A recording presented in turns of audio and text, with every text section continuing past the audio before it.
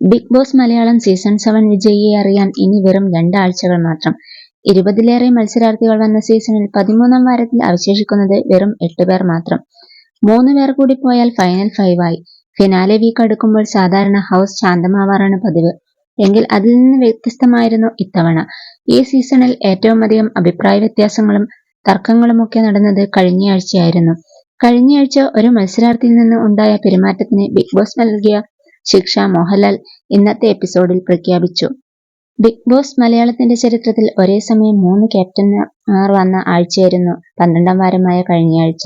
നെവിൻ, അക്ബർ, ആര്യൻ എന്നിവരായിരുന്നു ക്യാപ്റ്റന്മാർ. എന്നാൽ ഹൗസിനെ സംബന്ധിച്ച് ഈ സീസണിലെ ഏറ്റവും മോശം ആഴ്ച കൂടിയാണ് കടന്നുപോയത്.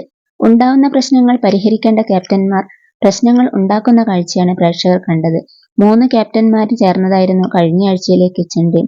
കിച്ചൺ ടീമും മറ്റ് അംഗങ്ങളും തമ്മിൽ നിരവധി തർക്കങ്ങളും ഉണ്ടായി. നെവിനുമായി നടന്ന ഇത്തരത്തിൽ ഒരു തർക്കം മൂർച്ഛിക്കുന്നതിനിടെയാണ് ഷാനവാസ് കുഴഞ്ഞു വീണതും 3 ദിവസം ആരോഗ്യ കാരണങ്ങളാൽ ഹൗസിന് പുറത്തു കഴിയേണ്ടി വന്നതും. നെവിന്റെ ഭാഗത്ത് നിന്ന് സംഭവിച്ച ഈ പ്രവൃത്തിക്കുള്ള ശിക്ഷയാണ് മോഹൻലാൽ ഇന്ന് പ്രഖ്യാപിച്ചത്. മണിവിക്ക് ഉണ്ടാവുന്ന പക്ഷം നെവിന് മണി ബോക്സ് എടുക്കാനാവില്ല എന്നതാണ് പ്രഖ്യാപിച്ചിരിക്കുന്ന ശിക്ഷ. നല്ല തുക ലഭിച്ചാൽ അത് എടുക്കണമെന്ന് പ്ലാൻ ചെയ്തിരുന്ന മത്സരാർത്ഥിയായിരുന്നു നെവിൻ. എന്നാൽ നെവിന് ഇനി അത് എടുക്കാൻ സാധിക്കില്ല. മണി ബോക്സിനെ കുറിച്ച് ആദില അടക്കമുള്ളവർ നേരത്തെ ഹൗസിൽ സുഹൃത്തുക്കളോട് സംസാരിച്ചിരുന്നു. ഈ കാര്യങ്ങളൊക്കെ ചോദിച്ച് ഏറ്റവും അവസാനമാണ് മോഹൻലാൽ നെവിനോടും അതേക്കുറിച്ച് ചോദിച്ചത്. വലിയ തുക ലഭിച്ചാൽ താൻ അത് എടുത്തേക്കാമെന്ന് നെവിൻ പറഞ്ഞപ്പോഴാണ് നെവിനുള്ള ശിക്ഷയെക്കുറിച്ച് മോഹൻലാൽ പറഞ്ഞത്.